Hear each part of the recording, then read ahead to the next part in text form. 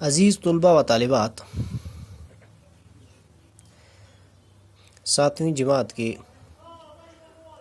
اردو کی کلاس میں ایک بار پھر آپ کا خیر مقدم ہے۔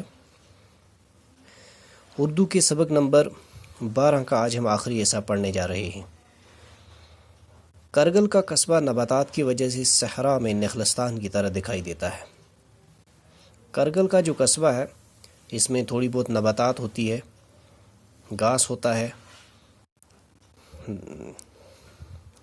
سبزیاں وغیرہ فروٹ ہوتے ہیں اور درخت وغیرہ ہوتے ہیں۔ اس کی وجہ سے کرگل کا جو قصبہ ہے یہ نباتات کی وجہ سے صحرا میں نخلستان کی طرح دکھائی دیتا ہے۔ جس طرح سے صحرا کے اندر کہیں ایک جگہ پر درخت ہوتے ہیں، کھجور کے درخت ہوتے ہیں، یا دور سے بہت ہی خوبصورت وہ خطہ دکھائی دیتا ہے، اسی طریقے سے کرگل کا جو قصبہ ہے یہ پورے لداخ میں نخلستان کی طرح خوبصورت دکھائی دیتا ہے۔ کرگل کے بیچوں بیچ بہنے والا صاف و شفاف پانی کا دریائے سورو اس مقام کی قدرتی خوبصورتی میں اضافہ کرتا ہے۔ اس قصبے کے بیچوں بیچ سے ایک دریا گزرتا ہے، دریائے سورو۔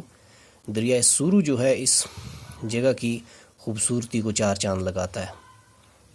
یہ دریا آس پاس بھورے ننگے پہاڑوں کے بیچ قدرت کا ایک شاہکار نظر آتا ہے۔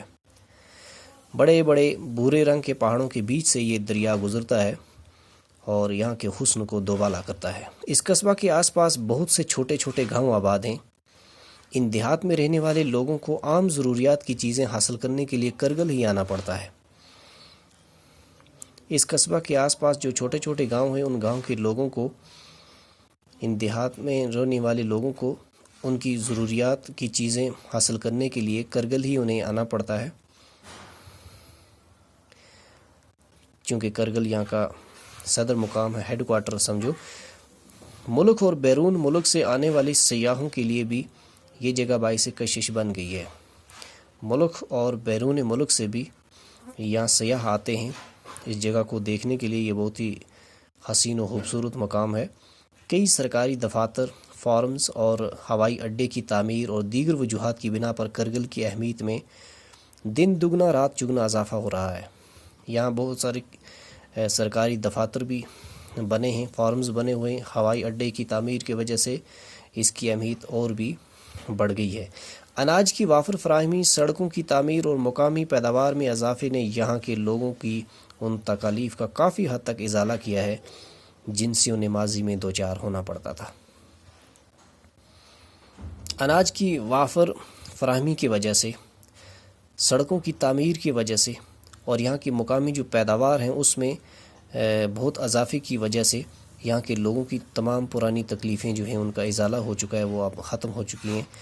انہیں ان تکالیف سے کافی اب تکالیف سے، پریشانی سے انہیں چھٹکارا ملا ہے، جن سے ان کے ماضی میں دوچار ہونا پڑتا، جو ماضی میں جو ان کو فیس کرتے تھے جن پرابلمز کو، اب وہ انہیں ان پرابلمز کا سامنا نہیں ہے۔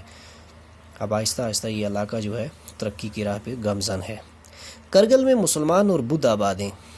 کرگل کے قصبے میں مسلمان لوگ بھی رہتے ہیں اور بدھ لوگ بھی بڑے آپسی بھائی چارے سے رہتے ہیں۔ ان کا لباس اور رہن سہن ایک جیسا ہے۔ ان دونوں بدھ لوگوں کا اور مسلمان لوگوں کا لباس اور ان کا رہن سہن ایک ہی جیسا ہے، بڑا ان کا بھائی چارہ ہے۔ یہاں کے لوگ بدھی، پرکی اور بلتی زبانیں بولتے ہیں، یعنی یہ ان کی زبانوں کے نام ہیں۔ وہ بدھی بولتے ہیں، پرکی بھی بولتے ہیں اور بلتی زبان بھی بولتے ہیں۔ البتہ اکثر لوگوں کی زبان بلتی ہے۔ جو زیادہ تر لوگ جو ہیں وہ بلتی زبان بولتے ہیں۔ کچھ لوگ دردی یا شینا بھی بولتے ہیں، یہ زبانوں کے نام ہیں۔ یہاں کے کچھ لوگ دردی بھی بولتے ہیں یا شینا بھی بولتے ہیں۔ یہاں بدھ وہار، خانقاہیں، گنبے، مساجد اور امام باڑے پہلو بہ پہلو نظر آتے ہیں۔ یعنی ہر مذہب کی جو مذہبی مقام ہوتے ہیں وہ بالکل ایک ہی قطار میں آپ کو نظر آئیں گے۔ بدھ وہار، خانقاہیں، گنبے، مساجد اور امام باڑے ایک ہی قطار میں آپ کو ایک دوسرے کے ساتھ ہی نظر آئیں گے، جو یہاں کی آپسی بھائی چارے اور ہم آہنگی کی مثال پیش کرتے ہیں۔